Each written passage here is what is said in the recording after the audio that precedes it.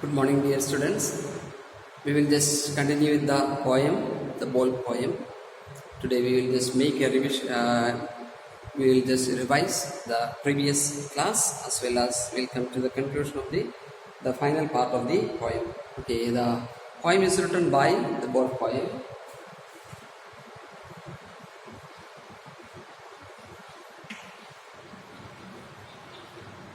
It is written by John Berryman.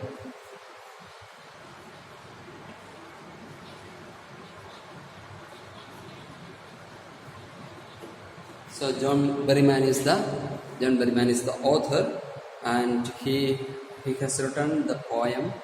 It is actually what we say, a pedagogy. It is a teaching methodology used by the narrator. Okay, how a child is learning to take care of his possessions. Okay, so a pedagogy is used by the narrator.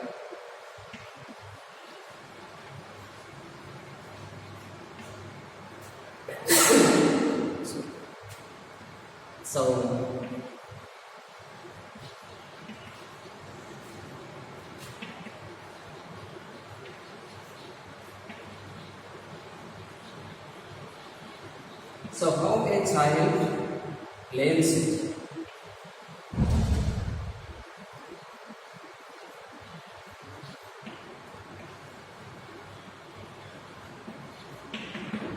Okay, so how a child learns to take care of the possession, something that is in his he has. Okay, so here the possession is always in the form of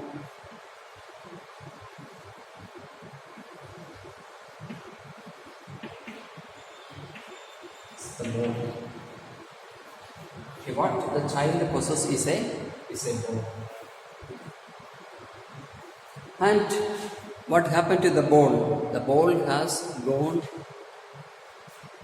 from his hand and it has reached up to the river. It has gone into water. And the child is looking at the ball with a kind of pain. So a kind of pain is being felt by the child. So when the child is standing on one side and the child is standing on one side and the narrator is watching it from away. Okay, this narrator is seeing the child loses his ball and moving through the water. Okay, so he has reached down.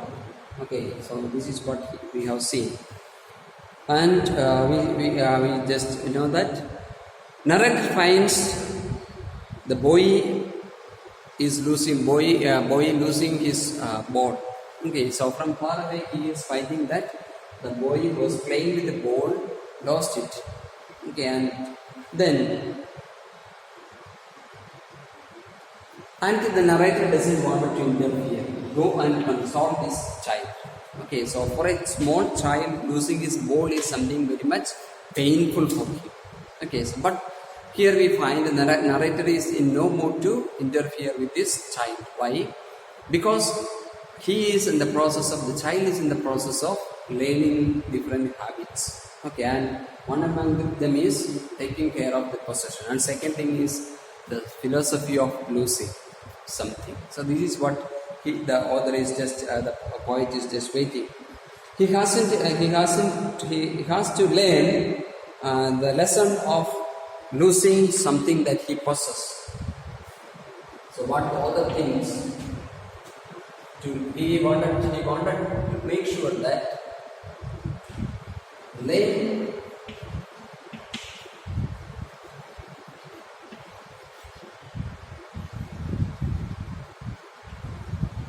the lesson of losing something. So that is a lesson that he actually wanted to learn. So it is a lesson that he is learning. So therefore he doesn't go to the boy and console him.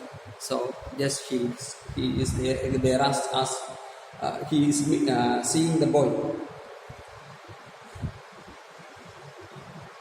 And the poet finds that when a child is having a ball, okay, when the child is having a ball, it is very, very precious for the child. Okay, the ball is very precious for the child. Okay, and he considers it as something important. Okay, loving, something that is loving. And what happens when he loses it? He loses, together with the ball, he loses his child too.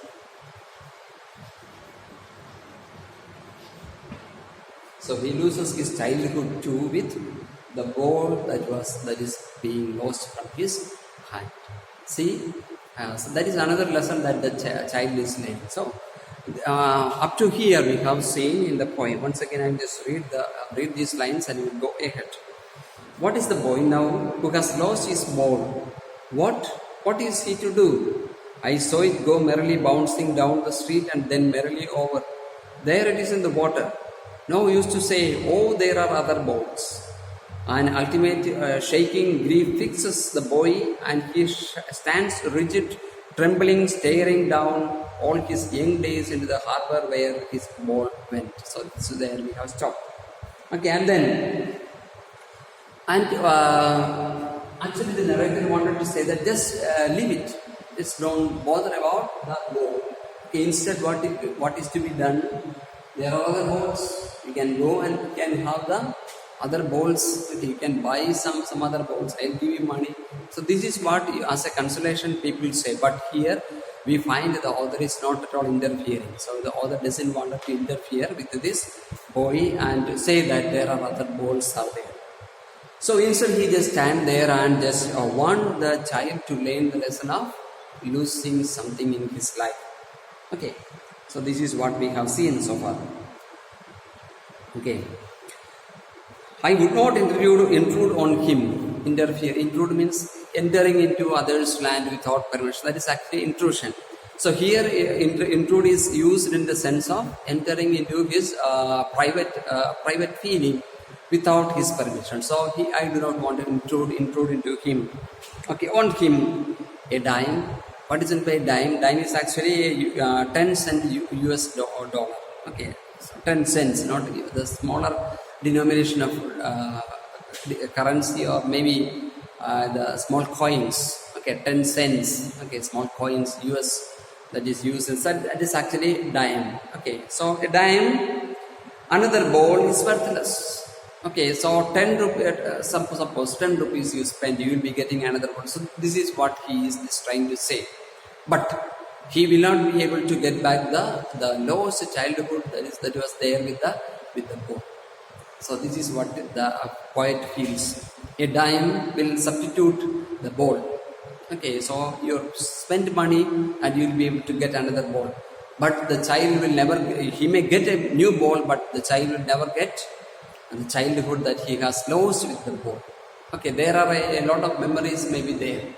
Okay, with that ball that he was possessing. Okay. So a dime, another ball is worthless. Now he senses first responsibility in a world of possessions. Okay, so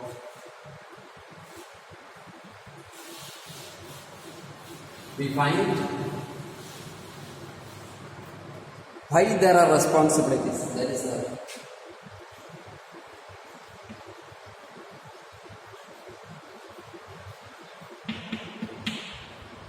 why there is responsibility for a person. How it comes? Responsibility goes together with possession. Because we have something.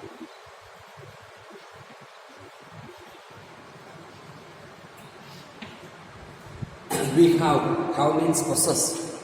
Okay, so because if we possess, the responsibility come together with. If you own something, there is responsibility. If you do not own, you do not have responsibility. So this is a lesson actually the poet wanted to teach the child, or he is learning by his own. Okay, the poet doesn't want to, he is not going to interfere, but it is a lesson that the child is learning from. Okay, then he says, people will take bowls will be lost always, little boy. So all those things that you possess, you will have to lose it. Okay, things will go away from you. Okay, all those things that you think are your own will be lost one day or another. So this is a thing that. So it is, see, the author is just making use of a kind of advice to the boy, but we are sure that the boy is nowhere near the poet to listen to him. So it is actually an addressing made to an audience who is absent there. The audience who is away from, and he is not at all listening to it, but just to teach the lesson. So that is what we use, the technique used there is, or the figure that we use there, the device that is used there is anaphry. Okay, anaphry is the apostrophe. Anaphry is another one. Apostrophe is the technique used for the.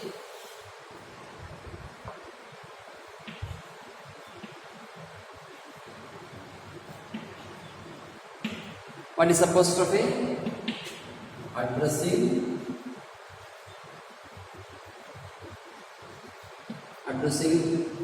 an absent audience.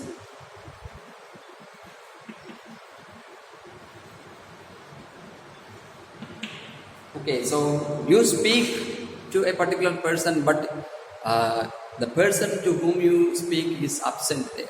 So that is called as apostrophe. Apostrophe is speaking to, it is a device used by the literary writers to address an audience who is absent. So this is actually a technique used. So apostrophe is actually a poem addressed to an absent audience. Okay, speak to little boy. The little boy, the author is poet is speaking to the little boy, but he is absent there. He is not listening what he is telling. He is absent there. Okay, so apostrophe is used there. So balls will be lost always. So balls, the poet is using balls twice. What is the figure of speech used here? A repetition. So repetition is a figure of speech. Why repetition is used? What is the purpose of this or this device? Repetition. It's actually to stress. Okay, balls meant as what he possesses. What he possesses will be lost always. Okay, so balls will be lost always, little boy. Okay, so what you possess will be lost. You cannot carry it forever. So whatever you possess will be, may not be there with you. And no one buys a ball back. Okay, because of losing a ball, nobody is taking time to buy another one. Nobody spent money for buying another ball. Once it is lost forever. Okay, but why people do not buy another ball? Because the memories that are lost with the ball that is lost forever.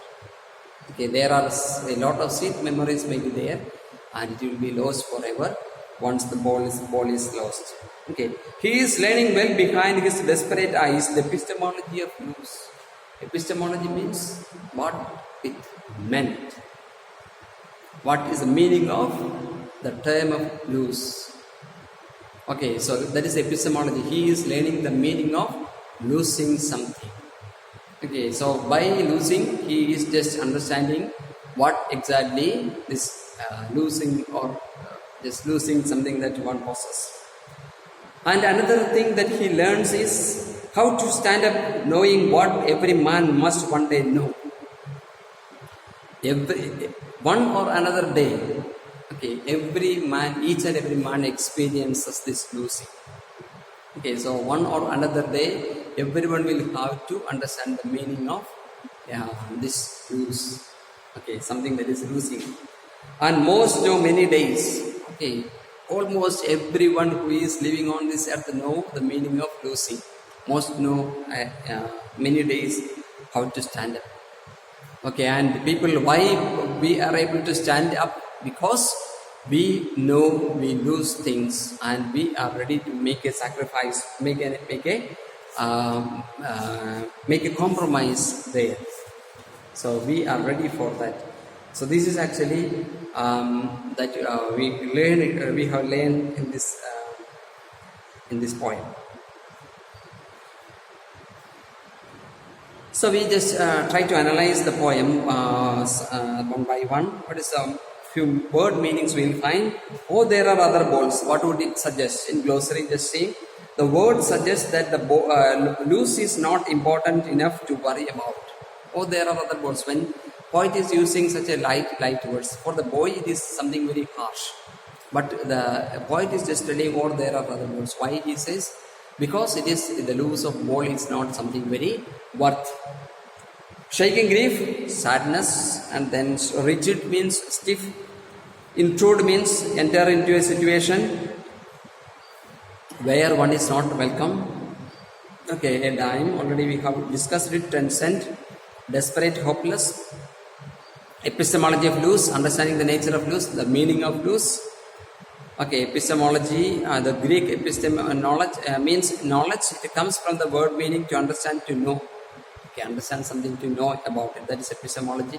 It's a study of nature of knowledge itself. Okay, so we'll just further elaborate this idea. Okay, how it will be.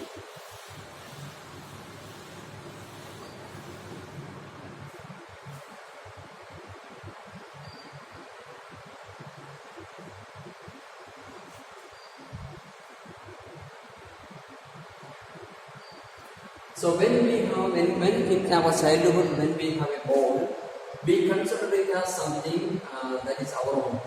Okay, a ball is our own, and then we never think about losing. We never think of losing.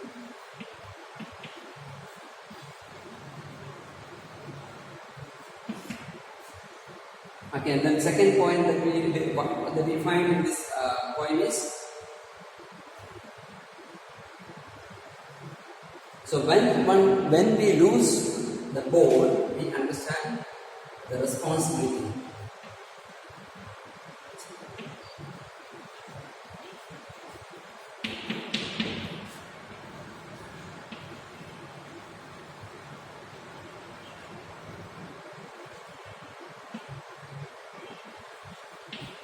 Responsibility owning something, and then he learns the lessons of lose is a fact in life. So every now and then we lose things. Okay, and then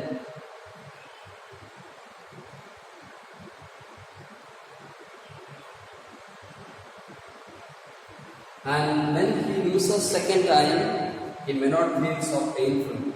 It experience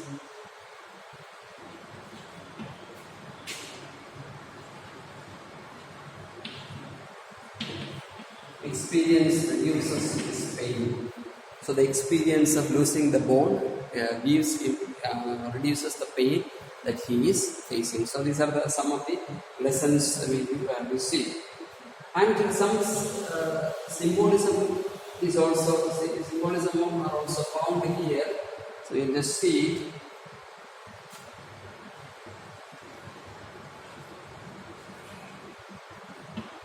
What is the symbolism that we find? So bold may be our friends or our family,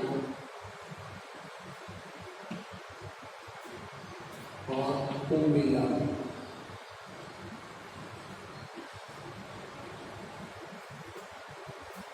And also bold is their death.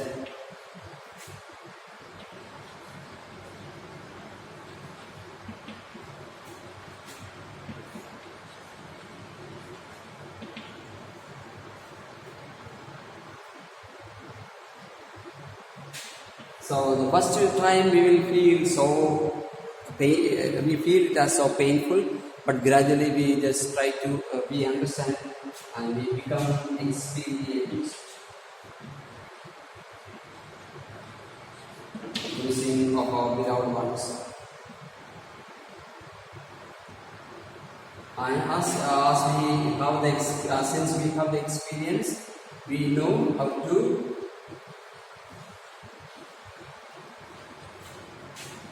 face. Okay, so these are the symbolism that we find in this poem. The loose of ball has a symbolic meaning too. So with this I just conclude, just go through the poem. The notes are already sent, you just complete it, and that's all. Thank you very much.